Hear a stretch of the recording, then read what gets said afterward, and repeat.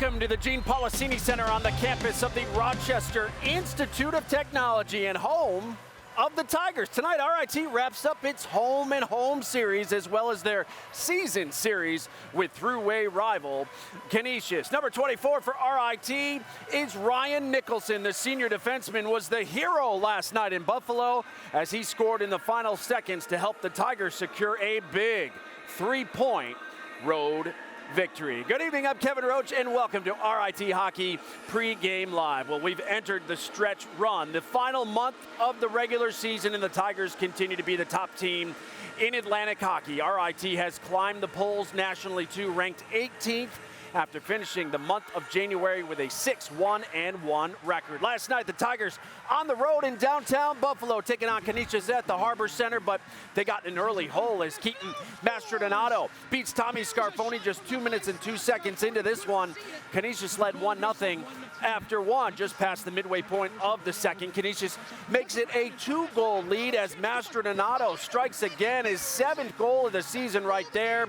2-0 Golden Griffins, but RIT would respond. In fact, just 40 seconds later on the rush, Cody Laskowski finishing with the backhander, his 10th on the season, his 4th goal against the Griffs in their last 2 meetings. Tigers would get this one even with just over 3 minutes remaining in the second. Andrew Petrucci down on one knee in the slot, and he would score. Tigers tying it up 2-2 heading to the third. Final seconds of the third. Looks like we're headed for overtime, but off the face-off, Ryan Nicholson ripping it by Jacob Barshevsky for his first of the season. And boy, is that a big one for Nicholson and the Tigers as they get all 3 points.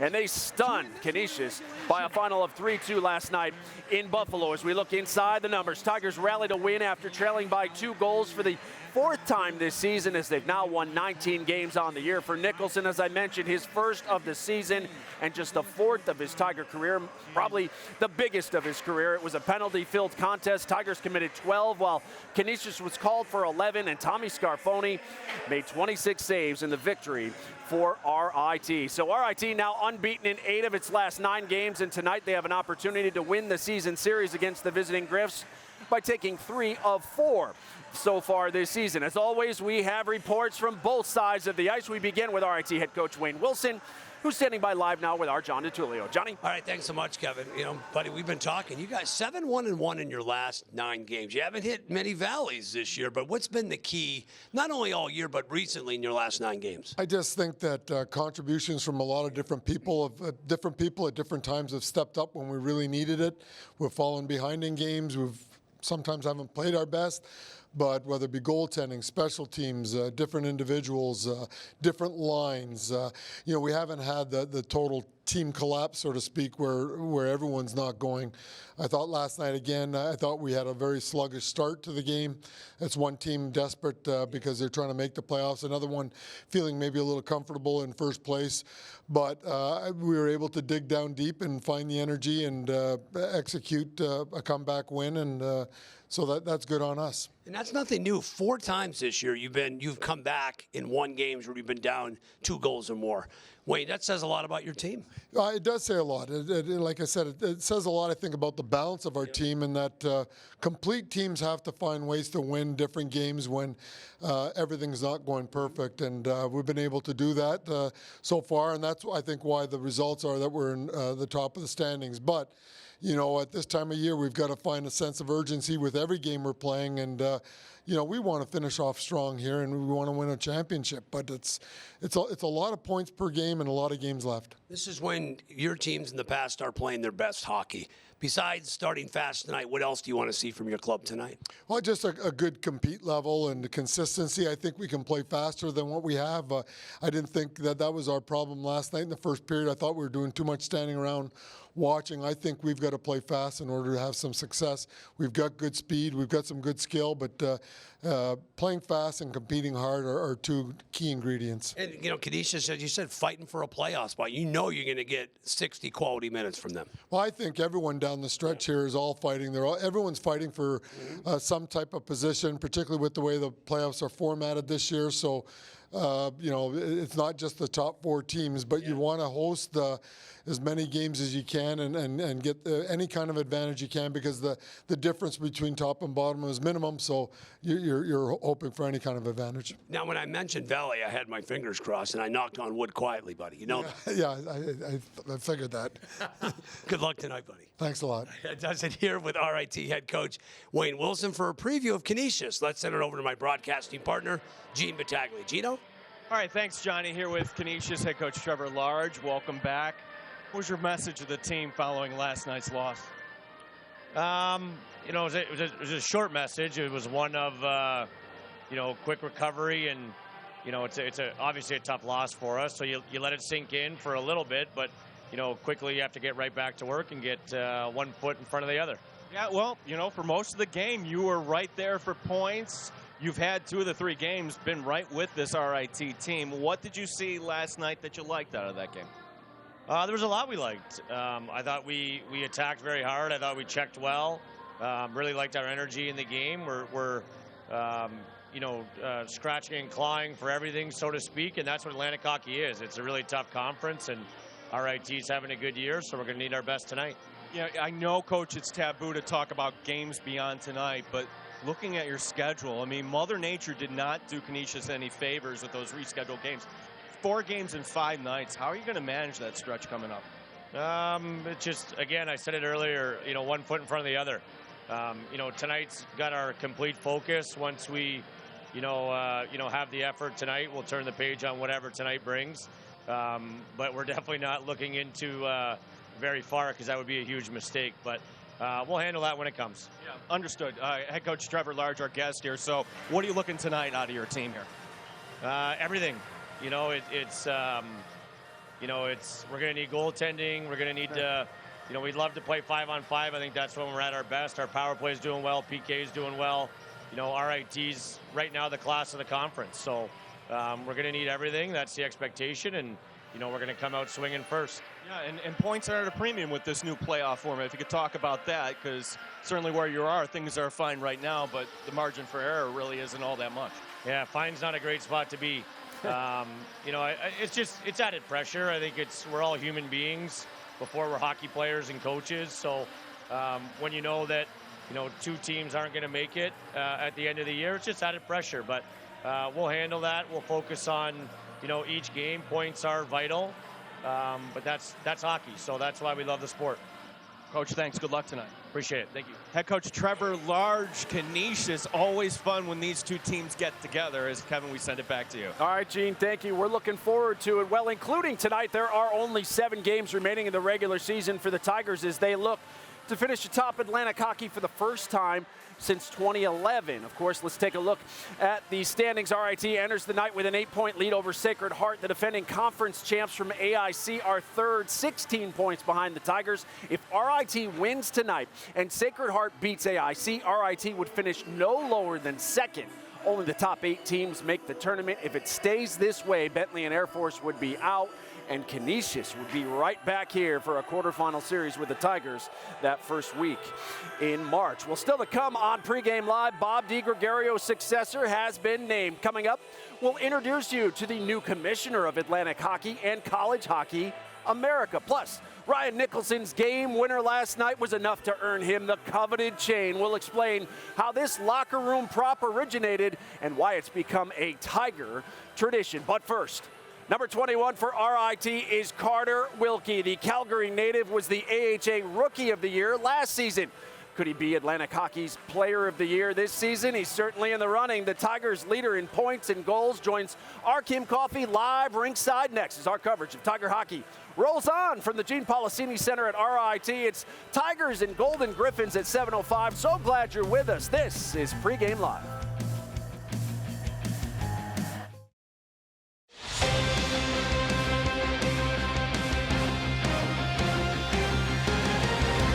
Back here on Pregame Live at the Policini Center at RIT, where it is free ticket Saturday for students. A big crowd expected as these two rivals meet for the final time this regular season. With the season winding down and so much on the line, all 10 Atlantic hockey teams are in action against one another tonight, and we are following it all night long. Holy Cross just beat Bentley in overtime. That should be a 3-2 final in favor of Holy Cross. Niagara and Army are scoreless. That is underway. And Mercyhurst and Air Force AIC Sacred Heart gets started. That comes up at 7:05. In the net for Canisius tonight will once again be number 30, Jacob Barshevsky, the O'Fallon, Missouri native. Will make his 20th start of the season here tonight, as he has been their guy. Barshevsky is 7-11-1 on the year with a 3.01 goals against. And even though RIT beat him last night, Barshevsky has been solid against RIT, unbeaten in 8 of his 12 career starts against the Tigers. For RIT, they will stick with their guy, number 30, Tommy Scarfoni, who had 26 saves last night and secured his 17th victory on the season. The Montreal native was named Atlantic Hockey's goaltender of the month for January. He has a 2.42 goals against. Meanwhile, Scarfoni, defenseman John Franco Casero, and forward Carter Wilkie have all been nominated for the 2023 Hobey Baker Award, presented annually to the nation's top men's hockey player. The trio is among 82 players from 41 Division I programs nominated for the award. The first phase of fan balloting runs now through March 5th. Fans can cast their vote daily online at hobeybaker.com/vote4hobey. The winner will be announced at the Frozen Four in Tampa in April, and we hope the Tigers will be there too. Well, speaking of Carter Wilkie, the Tigers' leading goal scorer and reigning Atlantic Hockey Player of the Month is off the ice, and he's standing by live now, rinkside with our Kim Coffey. Kimmy? Thanks, Kevin. Carter, you recorded an assist last night in last night's win. You're leading the team currently with 32 points. How has your chemistry and communication built up over time this season to really lead to your success out on the ice?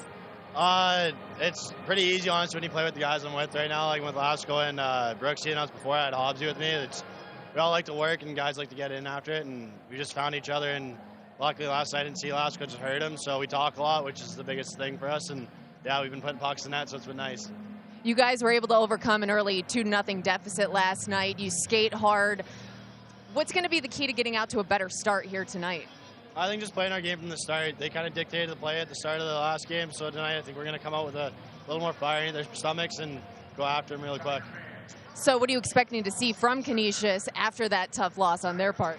I think it's going to be a lot of the same thing. They're going to battle. They're going to do what they did last night, dumping pucks and not giving us much time and being responsible and then converting when they have their chances. But I think we're ready for it tonight, and we'll have more of our legs. Carter, thanks so much. Good luck tonight. Thank you. Appreciate it. Kevin? Kimmy, thank you so much. Meanwhile, it's been a struggle for the RIT women's hockey team this season. However, over the last 5 games, the Tigers have flipped the script. Celeste Brown's group is 2-1-2 over that stretch and is still in the mix to qualify for the CHA playoffs later this month. RIT wearing commemorative first responder jerseys for their series finale this afternoon with Mercyhurst. We have the highlights, more on the first responders in a moment. First period, Mercyhurst, Grace Nellis firing it into the zone. The puck takes a strange bounce and gets past Sarah Coe. Tough break there for the Tigers. It was 1-0 Lakers. Later in the first period, Chantel Sequoia skates to the net, and just like that, puts the Lakers up 2 after 1. They tack on another one. They shut out the Tigers today by a final of 3-0. Sarah Coe had 37 saves in the loss for RIT. So here is how things shape up in College Hockey America with 4 games remaining in the regular season. Penn State has locked up that top seed. They beat Syracuse today, while RIT is just 2 points out of the final playoff spot. They visit Lindenwood for a pair of monster games next weekend.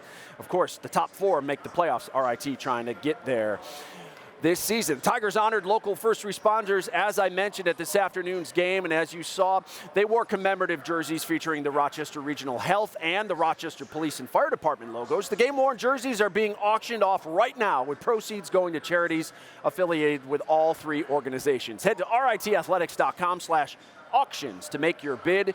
It all ends at midnight on Monday, February 6th. On the RIT Athletics scoreboard today, a lot happened in St. Lawrence, beating the RIT women's basketball team 68-57. In Liberty League action, Kalisha Joseph had 18 points for the Tigers. Men's basketball, they lose to St. Lawrence as well.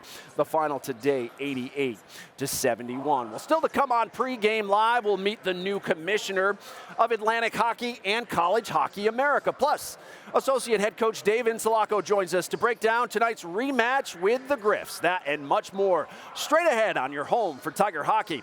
You're watching RIT Hockey Pregame Live.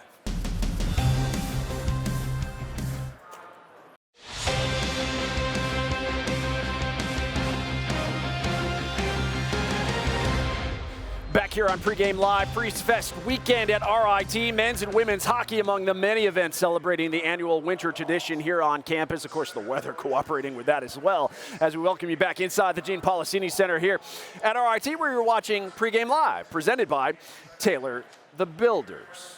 Tonight marks the 55th all-time meeting between these Division I programs, as RIT has a slight edge with a 28-24-2 record over the years. But Canisius has had the Tigers' number recently, winning 7 of the last 10 matchups, including their last trip here back on December 2nd. As we welcome in the guys that will have the call for you at the top of the hour, Gene Battaglia and John DiTullio. And guys, the Tigers have won the last 2 matchups with the Griffs, including that 10-4 thumping back in December up at Canisius. But that aside, as you saw last night, these games between these two programs seem to always be tight no matter what the records are. Oh, yeah, Kevin. Really appreciate this. I mean, you go back to the days of the Ritter. Tiger fans know some of those games back then, John. But it's a Canisius team, John, that's really kind of fighting for playoff position. Not everybody gets into the Atlantic Hockey Tournament. No, and they're a desperate team, and that which makes them a dangerous team, because you know you're going to get tremendous effort for 60 minutes. Joined ringside by Associate Head Coach Dave Insulaco. Dave, really appreciate your time. Your takeaways from last night, anything you'd like to see differently out of the Tigers here tonight? We'd like to get out of the gate a little better than we did last night. We got off to a slow start, and they hemmed us in.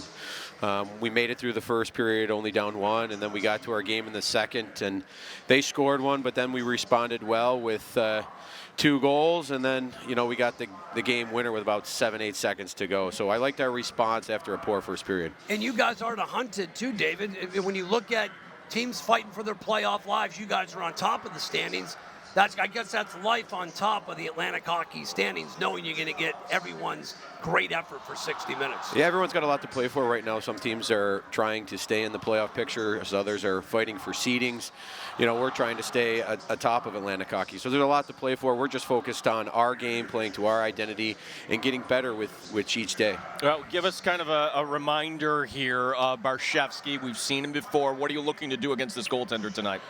He's a really, really good goalie. He's had our number as of late. You know, he's just positionally sound and reads the play well. I'd like to see us get more dead angle shots and try to force him to make second saves, along with getting some traffic, too, in front of him. And, Dave, you guys are 7-1-1 in your last 9 games. You guys realize, I was talking with Wayne, you haven't really hit any valleys this year. It's been consistent. What's been the key for your consistency all season long?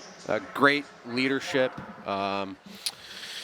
Just guys buying in and us staying true to what makes us a good hockey team and playing it consistently, and coming to work every day with the focus of wanting to get incrementally better with each day, and that's been why we've had so much success. But we're in the tough stretch right now. This is trophy season, and we're making a final push to put us in the best possible position to make a run for a playoff championship. Well, Dave, really appreciate your time tonight. Go get him. Thank you. Take care. Dave Insulaco, the associate head coach, as sure, I expect nothing but a hard-fought opponent here tonight. I like that. Trophy season. Trophy season, it is. yeah. This is traditionally when Wayne and his team start playing their best hockey, but they've been playing really good hockey all season long. They've got to put it now into a different gear as now they push to get that #1 seed at the end of the season.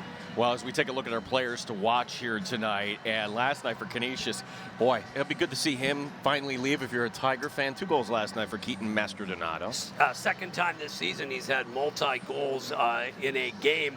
The captain, if they're going to have success tonight, they had it last night. Number 8 really stepped up. He's going to almost have to duplicate what he did last night to help Canisius try to come out of here with 3 points. Yeah, so Miato and Kuznetsov, that's the top line that Master Donato will be the beneficiary of on the right wing. Now, for the RIT Tigers, I mean, when we talk about players to watch, it could be like anybody, but Cody Laskoski, he is so fun to watch on the penalty kill, on the forecheck, and he got one in last night. He plays with a great motor, right? When you think about him, he just gives it all every shift.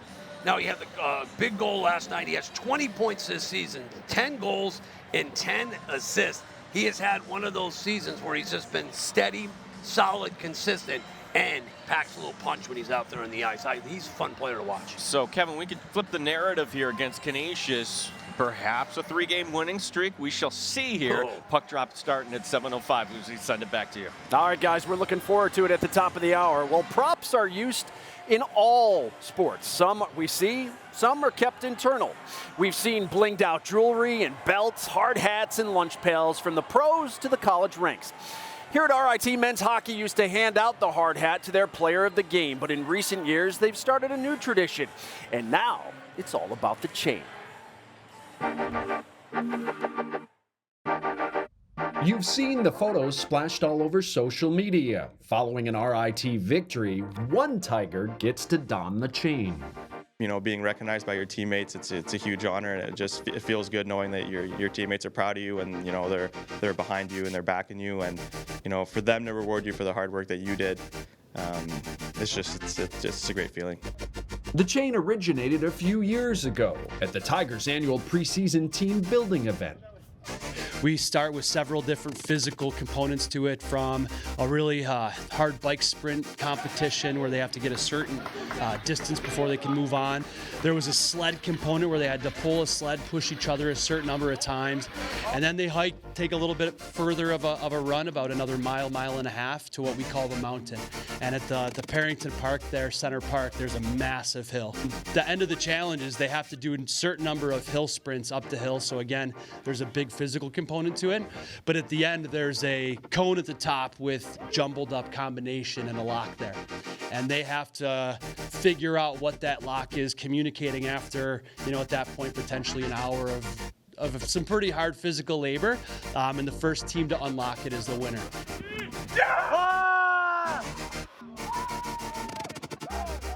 It's a grind. Yeah, it's not one you circle on your calendar for sure. But once you get it done, and especially when you win it, it's just no better feeling. It kind of feels like you won the championship right there. It brings everybody together. We're all fighting for one goal. We are competing against each other, but at the end of the day, we're on the same team. So when you see one team succeeding, they're leading by example. You know, you follow their role. You see one team get through a challenge really quickly. It's like, okay, let's try to mimic that, you know? And that resembles what we do in the locker room here too and on the ice. We've seen a lot of chain-worthy performances so far this season. Calvin Booth with his first collegiate goal! New position! How about Calvin Booth? But to earn the chain from your fellow teammates, the criteria isn't always what you might think. Try for the hat trick, sends it ahead! Throw your hat on the ice! The Tigers lead 7-4! A lot of the times it's the best player on the ice that day, you know. So a guy gets 3 goals, it's hard not to give it to him. But then some days this guy had 5 block shots today, and he was the difference maker. So, you know, it's very rewarding when you do finally get it, because it means you did what it took to win that day. Some props across the sports landscape are, well, a bit over the top. But wouldn't a diamond tiger head look nice next season? No, I like it simple. I like the blue-collar stuff more than the flashy stuff personally, but yeah, that's not quite in the budget. Does this chain need more swag, or is it perfect the way it is? I think it's perfect the way it is, yeah. It's all about the story behind it, you know? At the end of the day, other people aren't looking at it, right? It's just for us. It's just for our locker room, just for the people that are putting it on. So if the backstory behind it means what it means, then that's all that matters. Oh, yeah, great tradition that starts in the preseason and carries throughout the year. If the Tigers win tonight, we'll see who Ryan Nicholson passes the chain on to later tonight. When we return here on Pregame Live, Atlantic Hockey and College Hockey America will soon be under new leadership. We'll hear from the new commish coming up next. You're watching Pregame Live.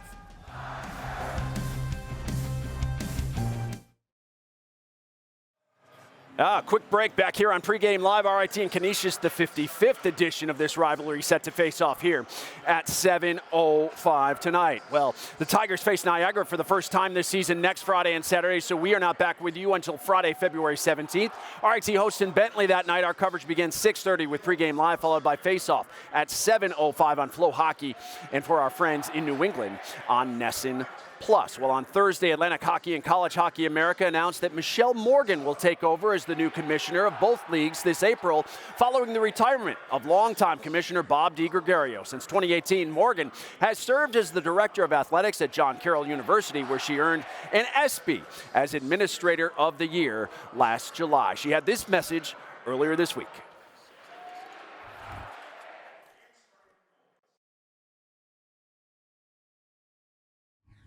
Hi hockey fans, my name is Michelle Morgan and I'm so excited to be the next commissioner of the AHA and the CHA. I look forward to serving our member institutions, supporting our student athletes, and growing a game that we all love. I look forward to seeing you in April, and until then, good luck with the rest of the season. Michelle Morgan, the new commissioner as a member institution here at RIT. We look forward to working with Michelle Morgan in the years to come. Congratulations to her. Well, that'll do it for Pregame Live. RIT and Canisius being introduced right now, and they begin right now with RIT Sports Zone Live.